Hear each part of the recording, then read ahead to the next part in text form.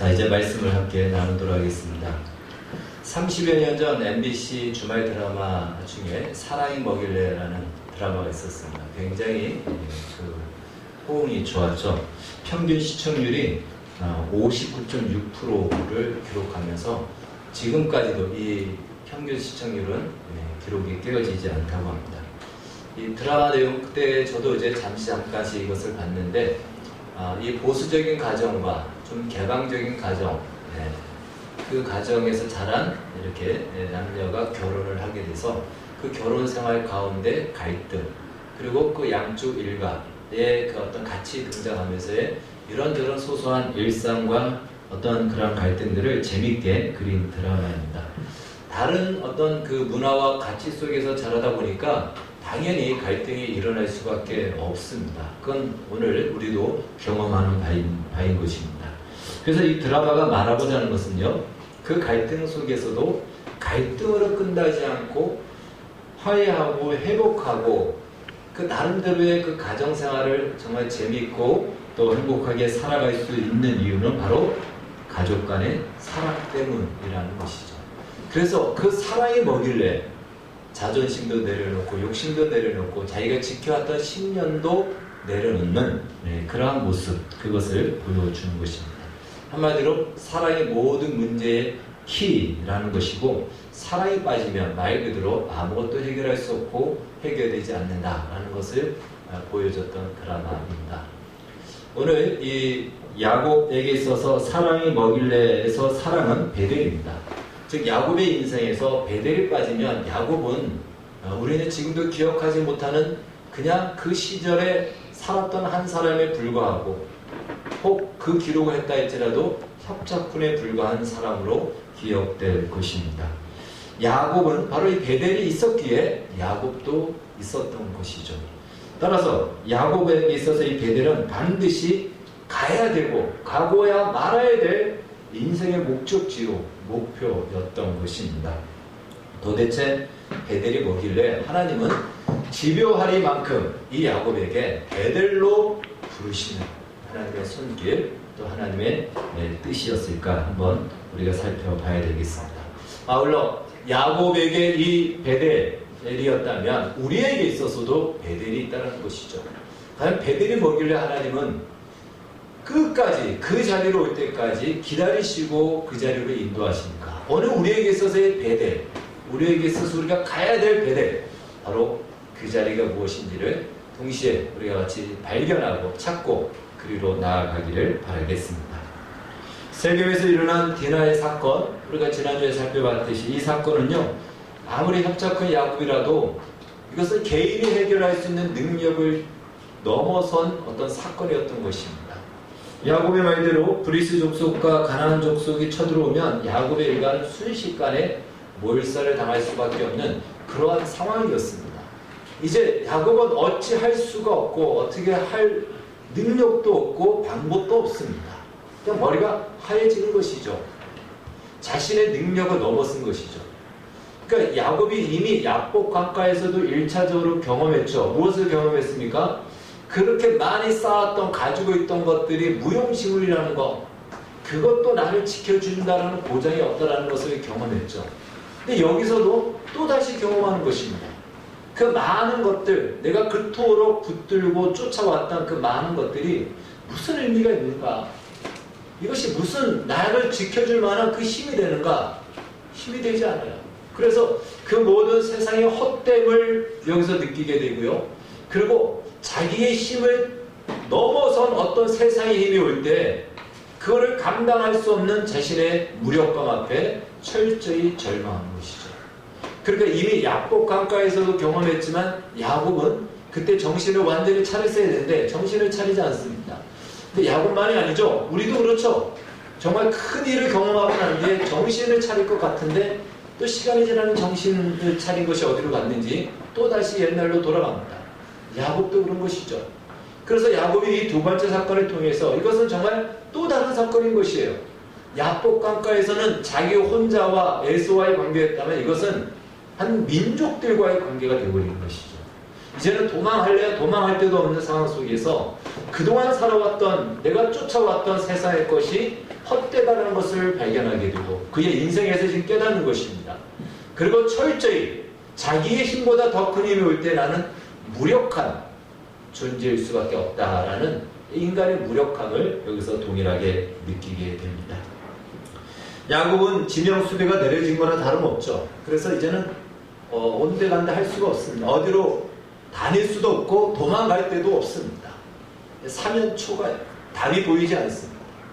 우리 인생도 살다 보면 이런 경우들이 있지 않습니까? 사방을 봐도 답이 보이지 않습니다. 사면초가라 그러죠. 위기가 올 때에는 하나님 정말 이 위기를 이기게 해주면은 내가 이렇게 하겠습니다 라고 해서 이 야곱도 야복강가에서 아마 그랬을 겁니다.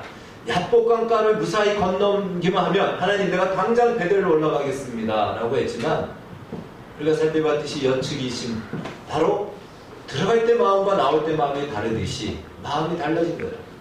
내가 안 가겠다는 거 아니야. 난 천천히 가겠다는 거예요. 천천히. 이렇게 말하면 답이 없죠. 안 가겠다는 것이 아니고 천천히 가겠다는 겁니다. 그래서 숲곳에서 10년을 보내게 됩니다. 그리고 요단강을 건너 세겜에 머물고 세겜에서 땅을 사버립니다. 아예 정착하겠다는 거예요. 아니 언제 가려고? 아니 좀 이따 갈 거야. 이렇게 아마 변명하겠죠. 안 가겠다라는 말은 아마 하지 않았을 것입니다. 우리도 그런 상황 속에 놓여져서 답이 보이지 않아서 여러 가지로 하나님 앞에 이런저런 조건으로 흥정하기도 합니다. 그런데 지나고 나면 사실 그래서 죽을 것 같았는데 오늘 이렇게 다 살아있잖아요. 그렇죠. 그러니까 답이 보이지 않았는 것 같은데 또 다 살게 됩니다.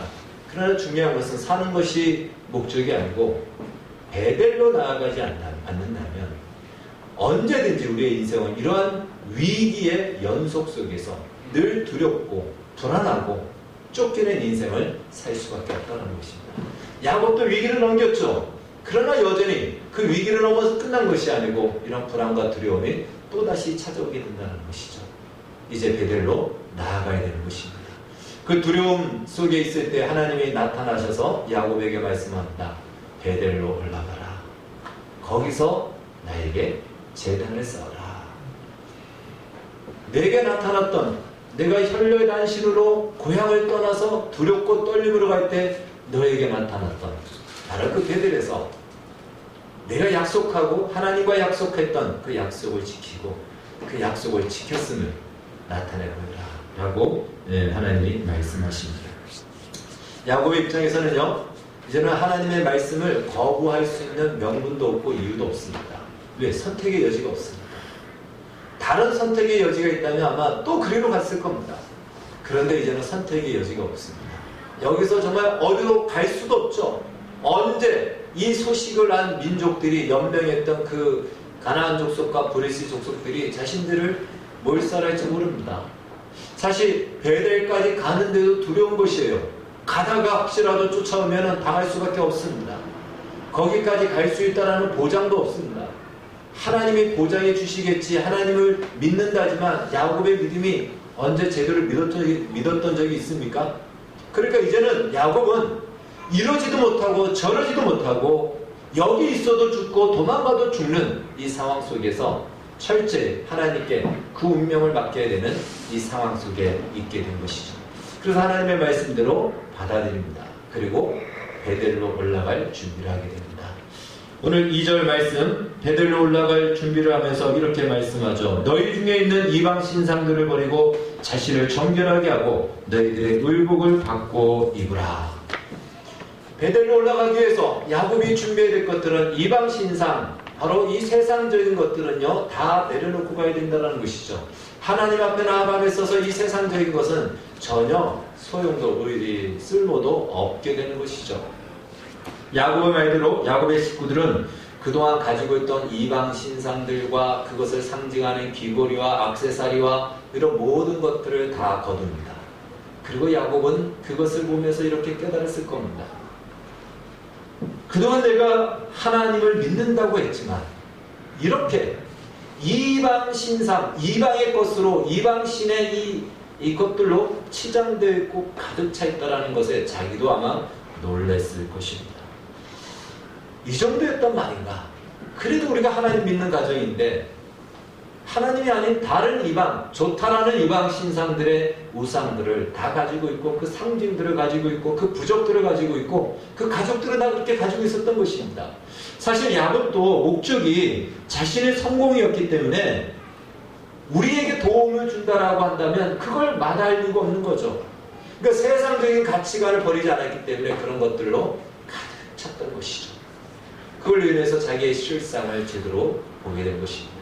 그 모든 것을 거두어 상수리 나무 아래 결국 묻어버리게 됩니다. 그동안 야곱이 무엇을 의지하며 무엇을 바라보며 살아왔는지가 이것을 통해서 확인되었던 것입니다. 그동안 야곱이 왜 베델로 올라가지 않았을까요? 베델로 올라가라는 말씀은 사실은 하나님께서 바단 하란에 있을 때 내 고향으로 돌아가라라는 말이 바로 베델로 가라는 것입니다. 그런데 그 말씀을 듣고도 베델로 올라가지 않은 것이죠. 올라가지 않았던 이유가 무엇입니까? 바로 세상에서 힘이라고 하는 그것을 더 많이 확보하기 위해서, 그것을 더 많이 확보하면 안전할 줄 알았고 그것이 자신을 지켜줄 줄 알았는데, 그런데 그것이 아니라는 것을 확인한 것입니다. 무용지물이라는 것을 알게 되었습니다. 자기가 가지고 있는 힘보다 더 큰 힘이 오니까 아무런 쓸모가 없구나, 그 무력감 앞에 그 사실을 알게 된 것이죠. 야곱에게 있어서는요, 바로 성공이었던 것입니다. 성공이 자신의 행복을 담보할 줄 알았습니다. 그래서 이방 신상에 힘도 빌렸고 세상의 것으로, 세상의 방법으로 살았던 것입니다. 여러분, 우상이란 사실 무엇입니까? 어떤 모양으로 만든 그 신상이 우상입니까? 우상은 그것이 아닙니다. 하나님 앞에 우리의 마음 중심이 나아가지 못하게 만드는 것이 있다면 그것이 우상이라는 것입니다. 야곱에게 있어서는 그것이 성공이었습니다. 이 성공과 하나님과 바꿀 수가 없었던 것이죠. 하나님 앞에 나가더라도 성공해서 자기는 나가겠다는 것이죠. 이것이 우상인 것입니다. 여러분, 만약에 우리가 일주일에 한 번 예배 드리는 주중의 예배도 있지만 우리가 주일 예배를 공적인 예배로 이야기를 하죠. 이 주일 예배 드리는 시간이 아깝다라고 한다면요, 시간이 우상인 것입니다. 또 우리가 예배 때 드리는 헌금을 드리는데 헌금이 아깝다 하면, 물론 신앙이 어릴 때는 아까울 수 있겠지만 아깝다 하면 돈이 우상인 것입니다. 우리가 예배를 빠지면서까지 연약하고 아픈 사람들과는 차원이 다른, 그렇지 않음에도 불구하고 건강 관리를 위해서 예배를 나아가지 않고 예배를 빠진다. 그러면 건강이 우상이 되는 겁니다. 그러니까 하나님 앞에 우리의 마음이 온전하게 나아가지 못하는 어떠한 무엇이 있다면 그것이 우상이라는 것이죠. 야곱에게 있어서는 그것이 그동안 성공이었던 것입니다. 그러나 그 성공의 헛됨과 무력감을 깨닫고 이제 그것을 놓을 수밖에 없고 포기할 수밖에 없게 되었던 것이죠. 그 자리에서 묻어버리게 된 것입니다. 그리고 베델로 나아가게 됩니다. 다행히도 하나님께서 그 주변 지역 마을 사람들의 마음을 두렵게 함으로 이들이 무사히 베델에 도착할 수 있도록 하나님이 인도해 주셨습니다. 드디어 베델에 이르렀습니다. 이 베델에 이르렀다. 야곱의 심정의 입장에서는요, 30여 년 전 자기 홀로 이 땅을 떠나면서 하나님이 이곳에서 자기를 만나 주셨고 아브라함의 약속을 동일하게 자기에게 주었고, 하나님이 나를, 이 야곱을 지켜주겠다고 약속하신 대로 하나님은 그동안 지켜주셨고 복을 주셨습니다. 그 하나님을 비로소 뵙게 되는 것이죠. 그곳에서 제단을 쌓고 예배를 드렸던 것입니다. 야곱은 그곳에서 사실 소원을 했죠. 내가 돌아와서 하나님 앞에 기름을 붓고 제단을 쌓겠습니다. 그러나 이런저런 이유로 오지 않으려고 했습니다. 그런데 지금은 이 모습으로 와야 했던 것입니다. 어쩌면 야곱은 성공한 모습으로 오고 싶었을 것입니다. 우리도 그런 마음이 있지 않습니까? 부모님을 뵐 때도 성공한 모습으로 뵙고 그래야 부모님 마음을 편안하게 해주니까 그런 마음이 있습니다. 물론 우리가 사람에게는 그럴 수 있습니다. 또한 부모님도 그걸 기뻐하죠. 그러나 정말 원하는 것은 존재 자체지 않겠습니까? 자녀 자체지. 자녀가 성공해야 기뻐하고 실패하면 쫓아버리겠습니까? 그것이 아니죠. 하나님 앞에서는 성공한 것이 아무 의미가 없습니다. 그냥 우리 자신이 하나님 앞에 나아가는 거, 그것이 필요합니다. 야곱은 비로소 그 모습으로 가진 것 다 잃어버리듯 아무것도 이루지 못한 실패한 모습, 그 모습으로 베델에 오르게 된 것입니다. 야곱이 베델로 와야 했던 이유, 그것은 무엇이었을까요? 오늘 본문에 보니까 제단을 쌓으라는 것이에요. 제단을 쌓으라. 이건 오늘날로 얘기한다면 예배를 드리라는 것입니다. 예배를 드리라는 거예요. 자, 그럼 우리 이런 생각을 하게 됩니다. 아니, 예배 한 번 드리면 될 걸 야곱은 왜 뜸을 들이고 그 베델에 가서 예배 드리고 나오면 되는데 왜 예배 드리지 않고 지금까지 왜 안 가려고 했을까? 이런 생각을 하게 되죠. 그러나 예배란 겉으로 보면 그렇지만 우리가 생각하는 그런 예배가 아닌 것이죠. 예배에 대해서 우리는 새롭게 이해를 좀 해야 될 필요가 있습니다. 야곱에게 있어서도 이 예배의 회복, 이것이 어떤 의미인지를 우리는 봐야 될 것입니다. 오늘 제목이 베델이 뭐길래, 이렇게 제가 제목을 정했는데요. 베델이 무엇이죠? 뭐길래? 하나님은 왜 베델로 야곱을 불렀을까요? 베델은 바로 예배의 회복이 있는 곳입니다. 하나님과의 온전한 순전한 만남이 있는 곳입니다. 바로 그렇기 때문에 그리로 부른 것이죠. 베델에서 예배란 무엇일까요? 예배란 앞서 말씀드린 대로 우리 마음의 중심에 하나님이 계시는 것입니다. 하나님 우리 마음의 중심에 있어야 되는 것이에요. 그런데 우리는 지금까지 나 자신이 이 마음의 중심에 있고, 하나님은 어쩌면 우리가 하나님을 예배하기도 하고 하나님을 섬긴다고도 하지만 항상 하나님은 주변적인 존재였다는 것이죠. 나를 위해서 존재하는 보조적인 수단에 불과했다는 것이죠. 그렇게 하나님을 예배했다면 이제 그것이 아닌 하나님 그분이 우리 마음의 중심에 와 계셔야 되는 것입니다. 그것이 예배인 것이죠. 야곱은 그동안 하나님을 믿지 않는다고 얘기하지 않았습니다. 하나님을 믿었고 어쩌면 그런 예배도 드렸을 것입니다. 그러나 그 모든 예배는 자기가 중심이 되고 자기가 있는 자리, 자기의 있는 자리가 중심이고, 하나님은 보조적인 수단으로서 내가 원하는 뜻을 이루어주기 위해서 힘을 빌어주고 능력을 펼쳐주는, 그래서 내가 원하는 것을 채워주는 존재로서 하나님을 믿었던 것이죠. 이제 그것이 아니라는 것입니다. 내가 주인이냐 하나님이 주인이냐, 바로 이 주권 경쟁하는 것이죠. 예배란 바로 이 주권을 이양하는 것입니다. 하나님이 내 인생의 내 마음의 중심의 주인이십니다. 다른 말로 내가 존재하는 근거도 하나님이고 내가 살아가는 삶의 목적도 하나님입니다. 이 사실을 인정하고 고백하고 결단하는 것이라는 것이죠. 그러나 우리는 대부분 내가 근거가 되고 나를 위한 내 삶의 목적을 가지고 우리는 살아왔습니다. 거기에 하나님은 도움을 주는 분으로만 여겼던 것이죠. 바로 이 나 중심의 예배에서 하나님 중심의 예배로 회복이 이루어져야 됩니다. 사실 성경에 보면요, 10계명, 2계명에 보면은 하나님이 우상 숭배를 금지하는 말씀 중에 이렇게 얘기합니다. 또 자기를 위하여 너희는 우상을 만들지 말라. 우상을 만드는 목적이 무엇입니까? 다 무엇을 위해서? 자기를 위해서입니다. 이방인들이 우상을 만드는 이유가 다 자기를 위해서 만들어요. 그러니까 오늘날로 얘기한다면 종교를 만드는 이유가 다 누구를 위해서? 자기를 위해서입니다.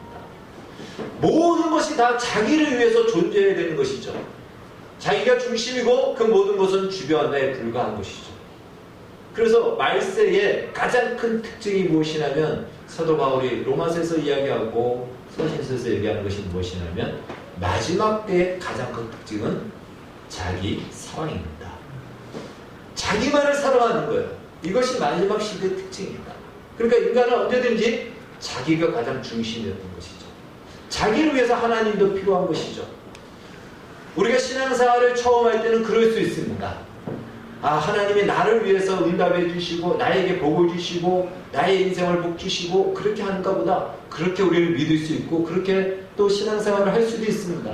그러나 마침내 시간이 지나서는요, 나를 위해서가 아니고 하나님을 위하여 내가 부름을 받았고 존재하고 있다라는 이 사실을 우리는 인정하고 그 자리로 나가야 되고 그 예배를 우리가 회복해야 된다는 것입니다. 왜 그런가 하면 내가 근거가 되고 나를 위한 삶, 이것은 야곱이 지금까지 살아왔던 삶입니다. 그런데 그 삶의 결과는 무엇이죠? 더 큰 세상의 힘을 만나니까 무용지물이 되어버리는 거예요. 어떠한 것도 마침내 죽음 앞에서 무용지물이 되어버립니다.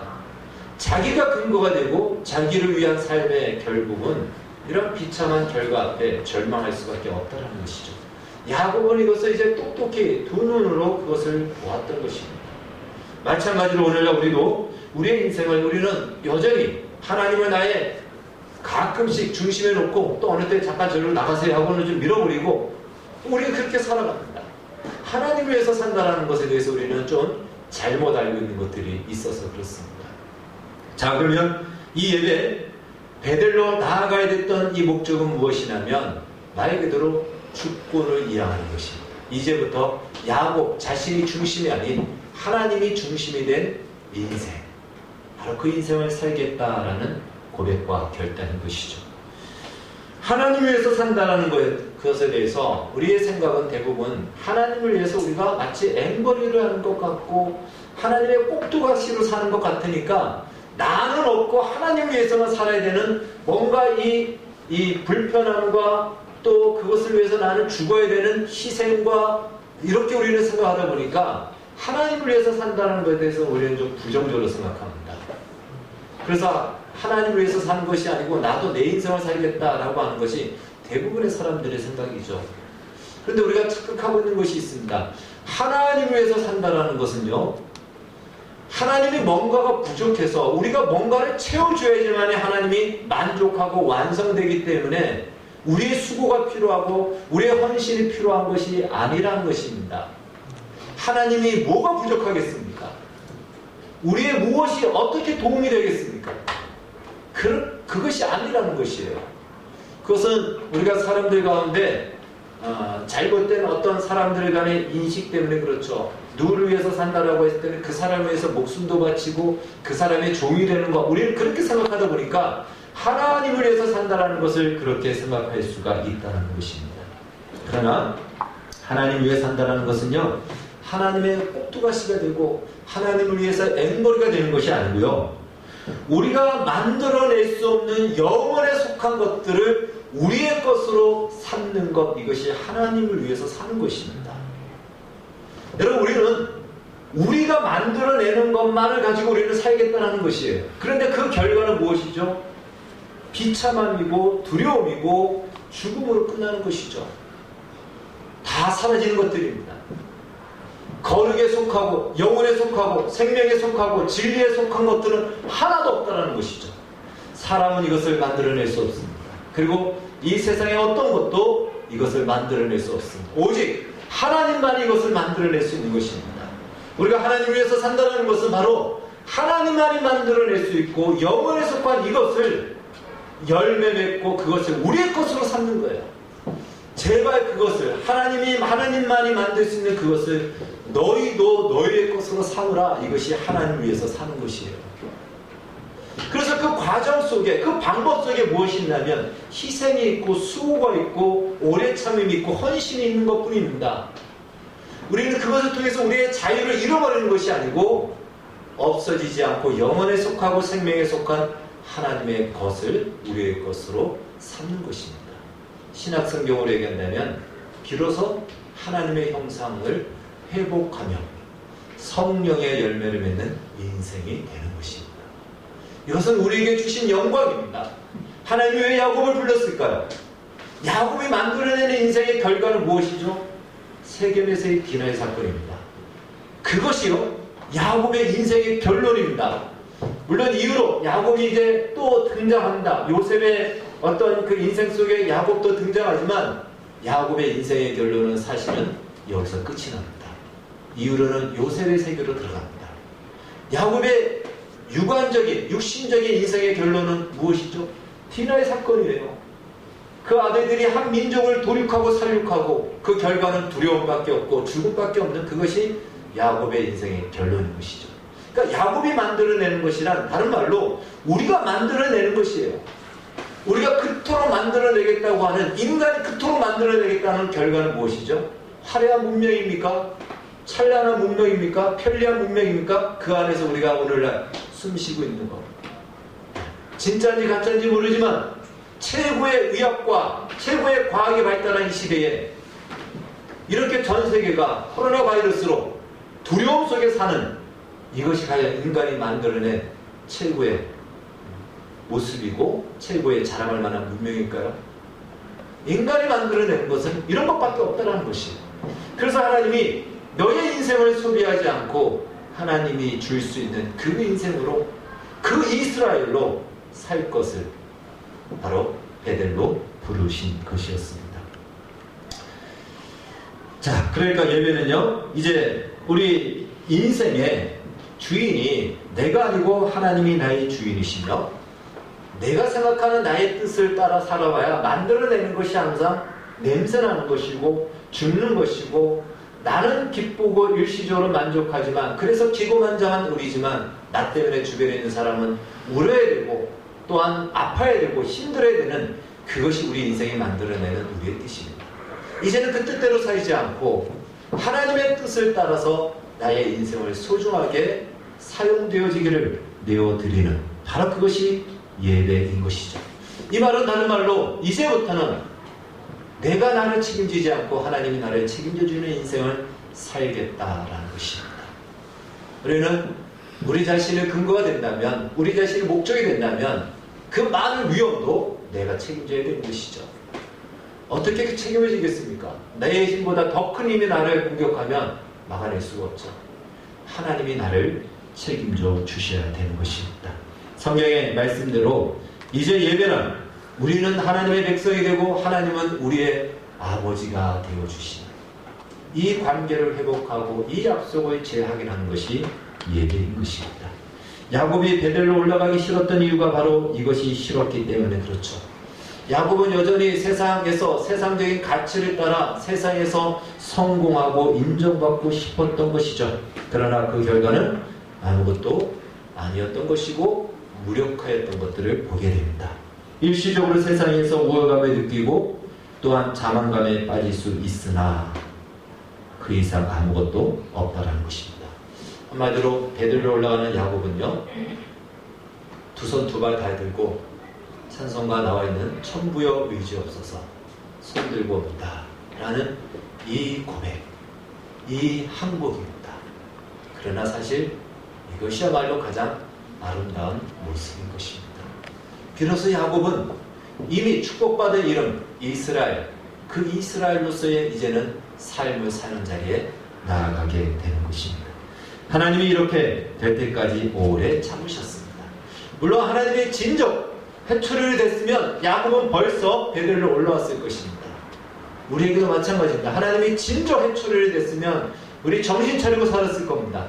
그런데 하나님은 그렇게 하시지 않으세요. 하나님은 오래 참으십니다. 그리고 기다려주십니다.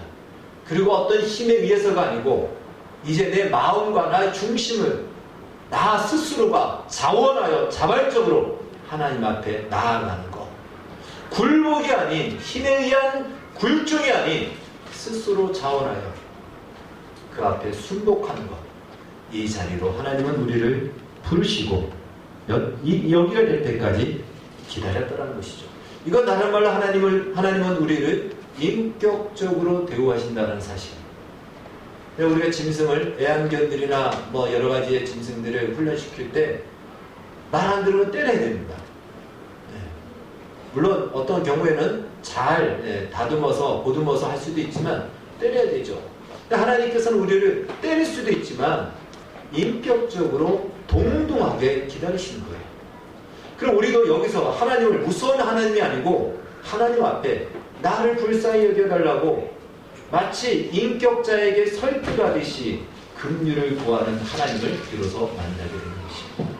이 인격적인 만남, 하나님과의 이 만남이 우리에게 필요한 것인 것이죠. 야곱은 이제 근시안적이고 비틀어진 이 시각으로 세상을 바라봤다면 이 베델에서의 예배의 회복을 통해서 하나님이 주시는 시각으로 새롭게 세상을 바라보게 되었습니다. 여러분 예배를 통해서 이 역사가 일어나야 되는 것이 이제는 나의 시각으로만 세상을 바라봤다면 하나님이 중심이 된 시각으로 역사를 바라보고 나의 인생을 바라보고 세상을 바라보고 우리의 자녀들을 바라봐야 되고 우리 교회를 바라봐야 된다는 것입니다. 시각의 변화가 일어나야 되는 것입니다. 야곱에게 있어서 이 시각의 변화가 일어났습니다. 그래서 오늘 본문 이유를 보면요. 오늘 35장에 많은 사건이 기록되어 있습니다. 다 읽지는 않았지만요. 대표적으로 사건을 나열한다면 유모였던 드보라가 죽습니다. 그러니까 리브가가 데려왔던 유모로서 야곱이 어릴 때에 야곱을 리브가처럼 키워줬던 유모가 있는데 아마 야곱이 이제 밭따라하면서 돌아왔다는 소식을 듣고 리브가가 유모를 보냈을 겁니다. 라지아라고. 근데 야곱에게 있어서 이 유모는 어머니와 같은 존재와 똑같은 거예요. 근데 그 유모의 드보라가 죽습니다. 그래서 오늘 성경에 보면 알론바굿이라 그래서 야곱이 유모 드보라를 장사하면서 그 이름을 알론바굿이라고 이름을 짓는데 이 알론바굿은 통곡의 어떻게 보면 통곡의 여기 바로 통곡의 상수리 나무 아래 있는데 통곡의 상수리다 해서 엄청나게 통곡을 했다는 것이에요. 그만큼 이 유모를 야곱은 각별하게 생각했던 것이죠. 자, 그 유모가 죽고요.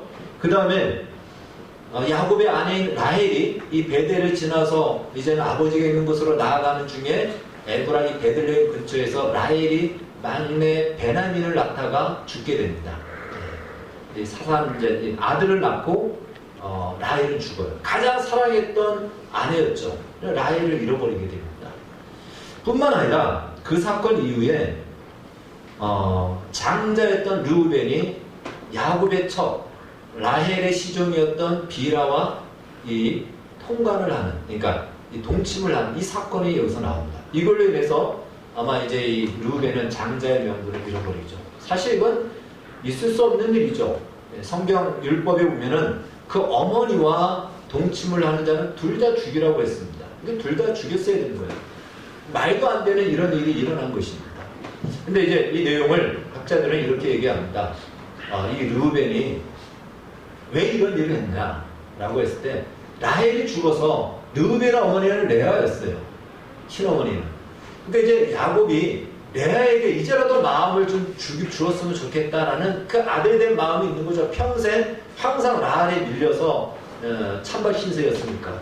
그런데 이 야곱이 라헬을 너무 사랑하다 보니까 라헬의 시종이었던 비라를 또 라헬처럼 사랑하는 거죠. 그러니까 아마 르우벤이 이러한 일들을 했다라고 그렇게 지출하기도 합니다. 충분히 가능합니다. 이렇게 함으로 인해서 아버지에 대한 어떤 복수 혹은 그걸 통해서 이제 자기 어머니 레아를 마지막으로라도 좀 아버지가 돌봐줬으면 좋겠다라는 이런 마음이었던 것이죠. 자, 그런데도 야곱은요, 이 르우벤을 향해서 물론 나중에 보면은 좀 축복의 저주할 때 축복하는지 저주하는지 좀 헷갈리는 말을 하지만 그러나 르우벤을 여기서 책망하고 막 꾸짖고 그러지 않습니다. 이 모든 것들을 그냥 가슴에 품습니다. 이러한 일들, 그리고 아버지를 찾아가죠. 사실 형하고도 문제였지만 아버지를 속였잖아요. 그러니까 아버지하고도 만나고 싶지 않은 것이 야곱입니다. 아버지를 찾아가고 아버지를 모십니다. 그리고 아버지 이삭이 180세에 죽자 이제 형 에서와 함께 장사를 지낸다. 이것이 창세기 35장입니다. 다른 말로 이 많은 사건이 일어나는데 이전과 달리 야곱이요 의연하게 이런 일들을 대처한다는 것이에요. 두려워하고 도망가고 무슨 꾀를 부리고 이러지 않는다는 것입니다. 이러한 변화가 어디에서 있었는가? 베델에서 있었던 것입니다. 비로소 내가 나를 책임지는 인생을 살지 않고 하나님을 의지하고 하나님의 시각으로 인생을 바라보니 연약한 모습, 부족한 모습, 위기의 모습이 오지만 하나님을 의지함으로 그 모든 것들을 하나씩 하나씩 대체하는 것입니다. 그래서 베델에서의 예배 회복, 이건 야곱의 인생에 있어서 가장 중요한 정점의 사건이 되는 것이죠. 여러분, 예배란 예배 하나로 인생이 바뀐다는 말이 있습니다. 예배가 이렇게 소중합니다. 만약에 1년에 한 번만 예배를 드려야 된다, 한 번만 허락했다 그러면 우리는 어떻게 생각할까요? 야, 1년에 한 번만 예배 드리면 되니까 나머지는 막 마음대로 노니까 좋다. 그럴 수 있을 겁니다. 그러나 그 예배 한 번을 실패하면 1년을 또 기다려야 돼요. 그런데 오늘날 우리에게 하나님이 최소한 일주일에 한 번씩 예배를 드릴 수 있는 기회를 주셨고 은혜를 주셨습니다. 우리는 예배를 소중하게 여기고 이 예배에 마음을 다하고 이 예배를 통해서 하나님의 놀라우신 임재 속에 들어가야 되고, 이로 인하여 나의 인생이 바뀌어지고 나의 삶이 바뀌어지고 내가 나를 책임지는 인생이 아닌 하나님이 나의 인생에 간섭하시는 인생으로 사라지는 바로 이러한 예배가 되어야 될 것입니다. 말씀을 정리합니다. 야곱을 베델로 부르셨다라는 이 사실이 우리에게 큰 위로가 되는 것은요, 세상 사람은 디나의 사건이 일어나고 만약에 야곱같이 그런 상황이 됐다면 그것으로 끝장났습니다. 그냥 그걸로 그의 인생은 종쳤고요, 그냥 죽음을 당해야 되는 상황이었고, 아니면 그냥 평생 쫓겨다니고 도망다니는 인생으로 살아야 됐을 것입니다. 그러나 하나님이, 야곱은 하나님의 것입니다. 개입하십니다. 그대로 내버려 두지 않으신다는 거예요. 가장 실패했던 그 자리, 가장 비참한 자리, 그 자리를 하나님은 찾아오셔서 그를 다시 붙들고 일으켜 베델로 올라가자. 거기서 내가 너를 축복하며 내가 너에게 복을 주며 그 복의 약속을 이루겠다라고 다시 시작하겠다라고 하는 이 소망을 우리는 보게 됩니다. 그래서 우리 인생에 하나님이 간섭하시고 개입하신다는 사실이 얼마나 다행이고 안심인지 모릅니다. 못난 모습대로 대했다면 우리는 버림을 받아야 됐지만, 가장 못난 야곱을 하나님이 이스라엘로 붙들어 주셨듯이 우리의 인생도 얼마든지 그렇게 하나님이 세워가신다는 사실이죠. 이 소망을 가지시고 뿐만 아니라 오늘 이 예배를 통해서 야곱의 인생이 아닌 이스라엘의 인생으로 이제는 누리며 살아가는 복된 그 소망과 그 믿음과 그 마음으로 우리도 우리의 예배의 자리에 들어가고 하나님을 그렇게 신뢰하며 의지하며 나가는 우리의 베델을 되찾는 우리 모두가 되기를 주의 이름으로 축원합니다. 기도하겠습니다. 하나님 아버지 감사합니다. 베델로 올라가라.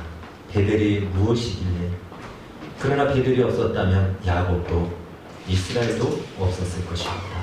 우리에게 있어서도 이 베델이 되찾아지게 하여 주셔서 베델이 있으므로 우리의 새로운 인생, 복된 인생, 하나님이 책임져 주는 인생, 하나님만이 맺을 수 있는 영원한 것들이 우리를 통해서 나타나는 놀라운 인생, 그 삶을 살게 하여 주시옵소서. 예수님의 이름으로 기도하옵나이다.